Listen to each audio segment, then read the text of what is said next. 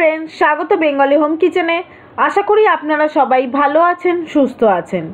आजके जे रेसिपिटा आपनादेर देखाबो तार नाम होच्छे पालक पुरी। खूब सहज भावे शिखिए देওয়ার चेष्टा करेছি जाते सहजे सबाई बानाते पारे।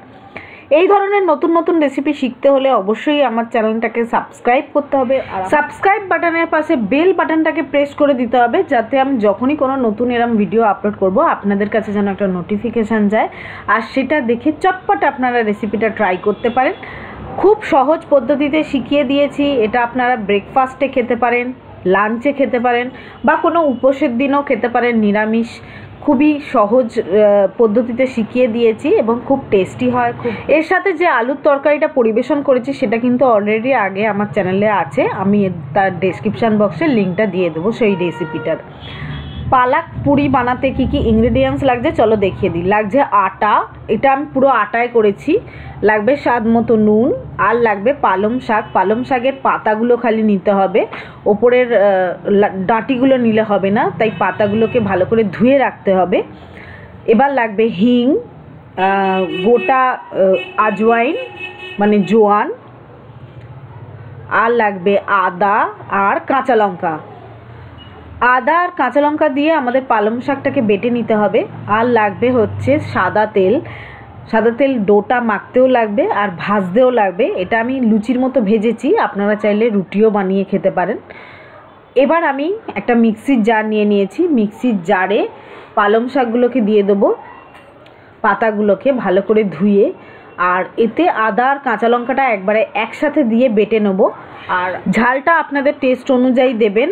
আর এটা জল ছাড়া একদম মিহি করে বেটে নিতে হবে, পেস্ট টাইপের করতে হবে। আর যদি মনে হয় যে বাটা যাচ্ছে না তখন অল্প একটু জল দিতে পারেন। তো আমি এটা বেটে ফিরে আসছি।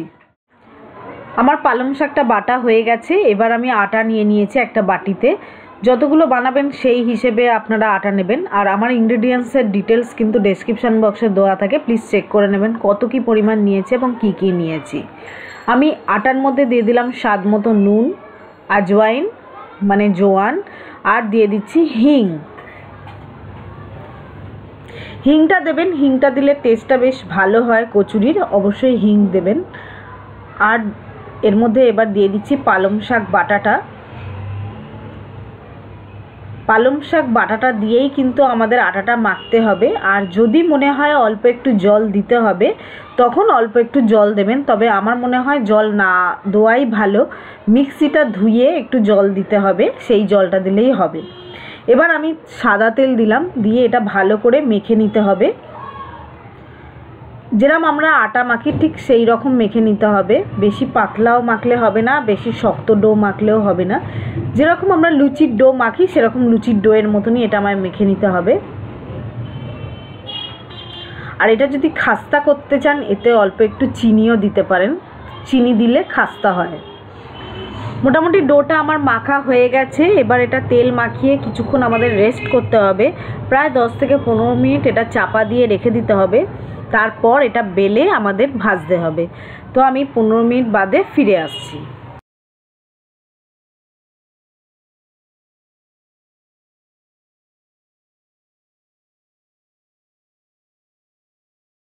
পনেরো মিনিট রেস্ট করার পর আমার কিন্তু ডোটা একদম রেডি হয়ে গেছে।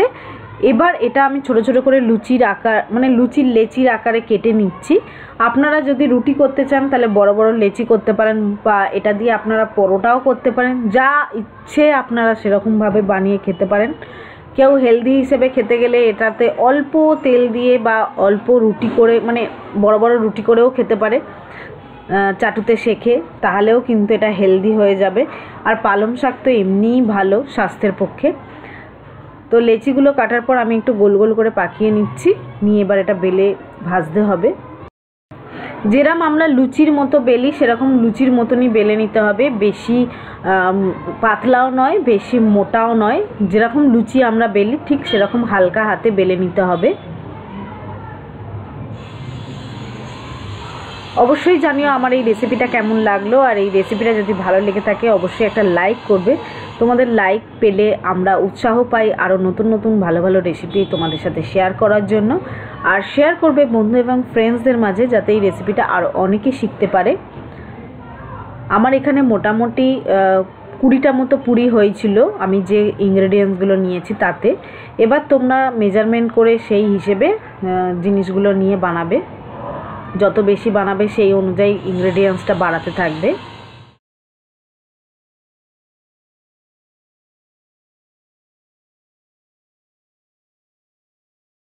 সব পুরিগুলোই আমার এখানে বেলা হয়ে গেছে।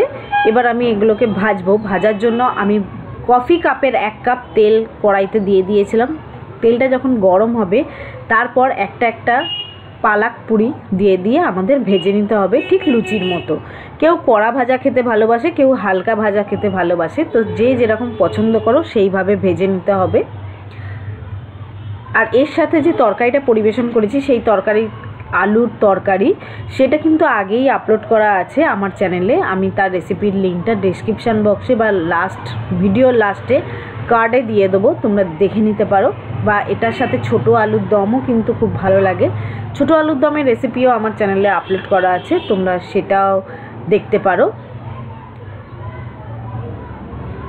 অনেক রকম আলুর দমের রেসিপি আমার শেয়ার করা আছে, সেগুলো দেখে বানাতে পারো, এর সাথে দারুণ লাগবে। তো আমার রেডি হয়ে গেছে সব পুরিগুলো। অবশ্যই জানাবে কমেন্ট করে এই রেসিপিটা তোমাদের কেমন লাগলো, আর বানিয়েও জানাবে তোমাদের এই রেসিপিটা কীরকম টেস্টে লাগলো। আজকের মতো এখানেই শেষ করলাম। টাটা বন্ধুরা, সবাই ভালো থাকবেন, সুস্থ থাকবেন। আবার কোনো এরম নতুন রেসিপি নিয়ে আপনাদের শেখাবো বলে চলে আসবো। টাটা।